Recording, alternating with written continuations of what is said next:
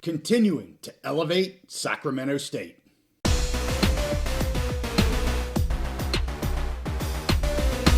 Sacramento State continues to make headlines, so we're back here on the Big Mountain to keep you all updated. Hey, it is JY with the Big Mountain. Great to have you back for another episode, and we're going to be talking again about Sacramento State. I did an update last week regarding football and about scheduling, media values. I want to go deeper into the process of elevating all of their athletic programs and the university as a whole. I want to look closer at basketball, their mixed martial arts program they just started called Combat U, and their goal of adding ice hockey in 2027. At the end, I want to go back into football, talk about facility upgrades, and I also want to talk a little bit further about their media value, their scheduling, and where things are at, and a timeline we now know from Dr. Wood.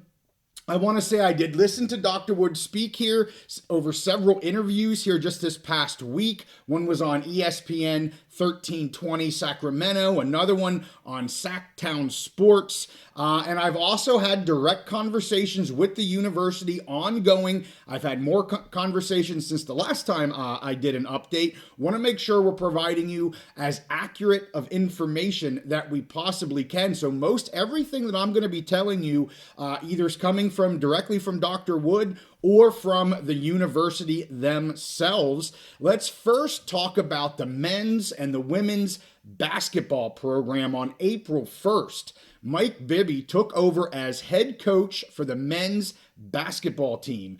Bibby, of course, well known here in Sacramento due to his time playing with the Sacramento Kings. He wasted no time in beginning to elevate the men's basketball program. I was told here that over 250 athletes actually reached out to him and to Sacramento State with interest in that program. Some early transfer announcements that came from different players. One that has been announced, Shakir O'Neal from Florida A&M. He is the son of NBA great Shaquille O'Neal. They also have Jeremiah Bear Cherry, a senior from UNLV that has transferred to Sac State. And then Taj Glover, son of Dion Glover from South Florida. So already seeing some waves being made in the transfer portal there with the men's team. Of course, we'll be following that as I'm sure there's more news that will be coming. Let's talk about the women's team here real quick. They as well beginning to make some noise. They're coached by Aaron Kaloff. The Hornets have, again, pulled in some nice high-level transfers.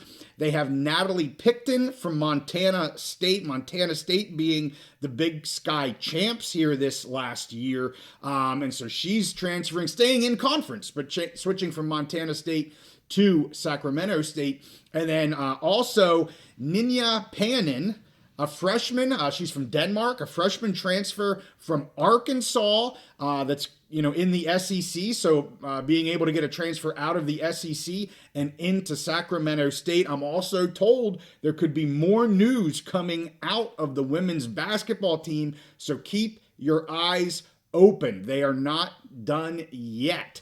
Before we talk about mixed martial arts and, of course, ice hockey, I want to take a little bit closer look at the facilities here for the basketball teams. The Well is where they play their games.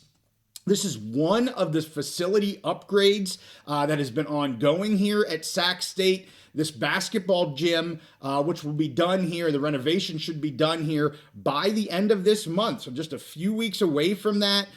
This event center is to include a remodeled basketball court for both the men's and women's teams. Of course, the women's volleyball and the gymnastic teams will also host events here at this venue. And along with the kind of reconfigured court here, they're also going to include some renovations in the building from seating, scoreboards, video boards, all that kind of jazz. So it should be really fun to see what that looks like here in just a few weeks when it is actually finalized.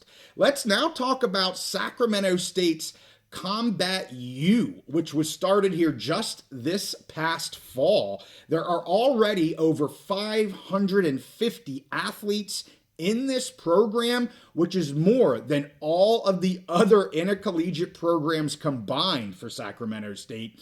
The programs included here in this Combat U are boxing, wrestling, Muay Thai, Jiu-Jitsu, and mixed martial arts. Uriah Faber, a current UFC Hall of Famer, is the executive coach there. The boxing coach is Brandon Gonzalez. Gonzalez was a top-rated U.S. middleweight fighter when he was an amateur. He ended his career in 2014 with 18 wins in his 21 fights. So they definitely have a lot of talent there at the coaching ranks for this new Combat U. Speaking of success, Ayana Gonzalez was crowned the NCBA All-American, or an NCBA All-American here in 2025. Significant recognition in collegiate boxing. So congratulations to her and to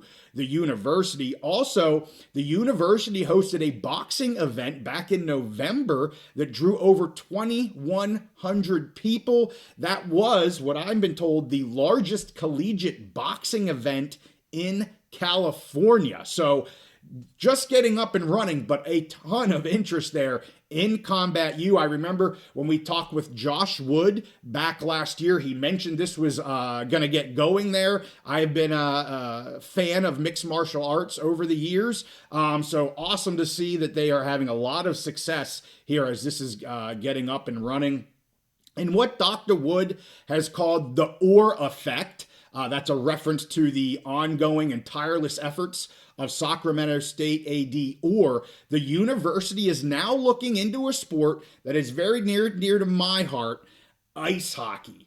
That's right, Sacramento State looking into ice hockey. Right now, Sac State is exploring both men's and women's programs for 2027. The NHL has actually paid for a feasibility study for the university in this endeavor. Ice hockey is one of the few revenue-generating sports in all of college athletics.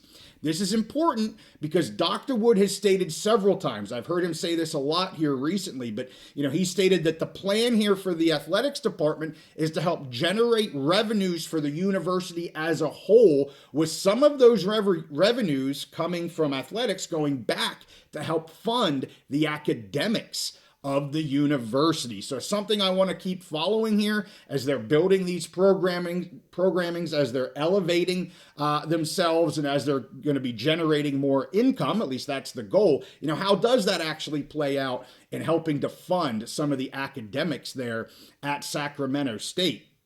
The university has said they plan to use a local facility there in Sacramento. It's currently in the midst of construction for both the men's and women's hockey programs, and that they're expecting a final decision to be made later this year in the fall. So the last thing I want to update us on yet again is for football, the timeline of an approval for FBS independent media values and stadium upgrades. Dr. Wood stated that right now, going independent for Sac State is the best scenario because it provides them with the best media revenues, but also the ability to control their future and their destiny. He said, independent here for a few years is their best path forward. Dr. Wood stated that an announcement about FBS and where the Olympic sports will likely land should be coming here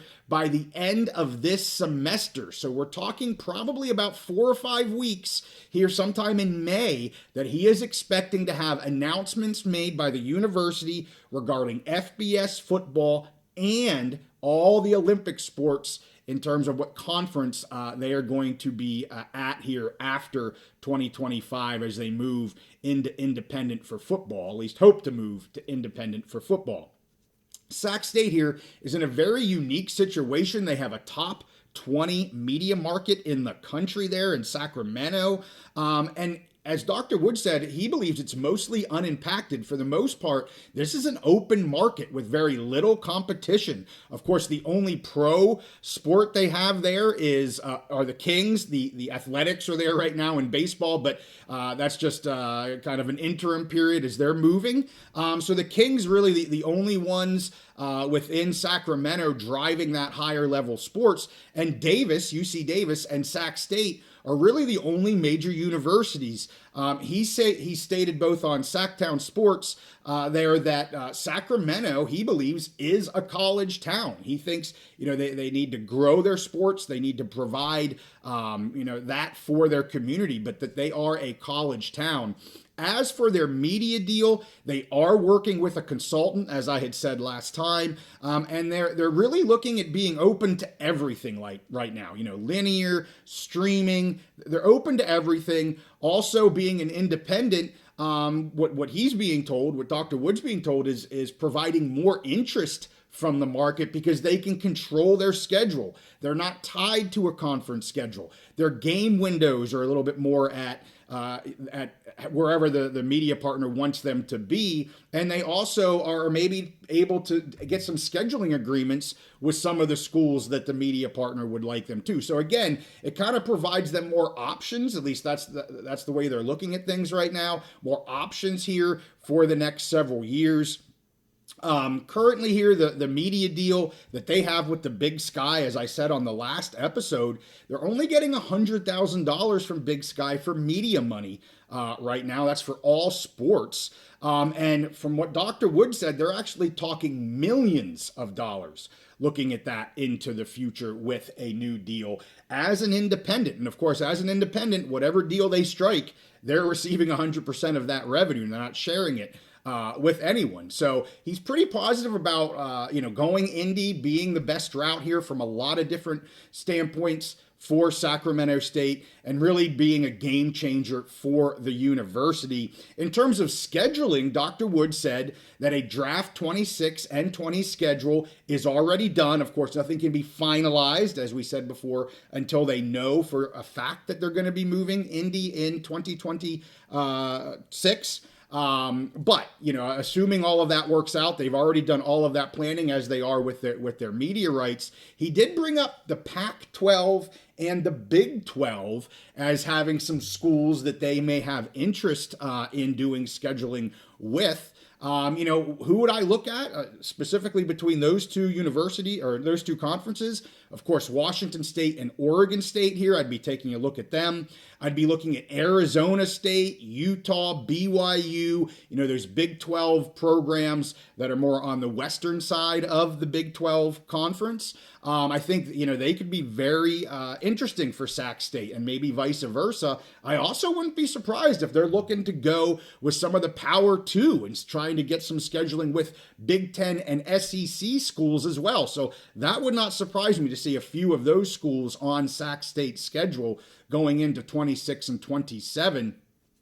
I talked about the well upgrades for basketball here a little bit. I want to talk a little more about the football stadium. They're going to have some upgrades for this fall as well. It was said there's going to be some new restrooms, new concessions, and new lighting for the stadium. Also, there's going to be some new video boards and seating. It's going to look different as well. The majority of the things that you're going to see this fall are really meant to improve the fan experience for the fans there of the Hornets.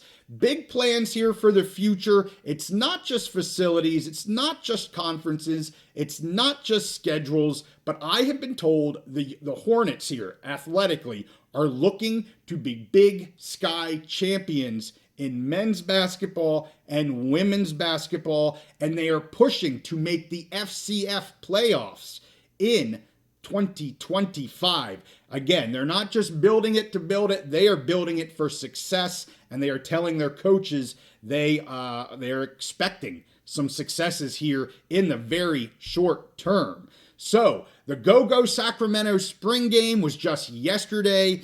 I have been told another campaign here is in the works. They're going to be using professional sport athletes to talk about Sacramento, those that came from Sacramento, and how much good it could be to be a hometown hero, staying in Sacramento, really giving the options of having a larger athletic programming school in that area instead of having to leave the state, kind of staying home, and Dr. Wood said being a hometown hero. So something to watch. You know, we'll stay on everything Sac State as they elevate their programming. Lots of fun stuff. And as I said, keep your eyes and ears opened. More to come. Hey, with that, we thank you guys for watching. Make sure you give this one a like and subscribe if you like our content. We'll see you next time on the Big Mountain.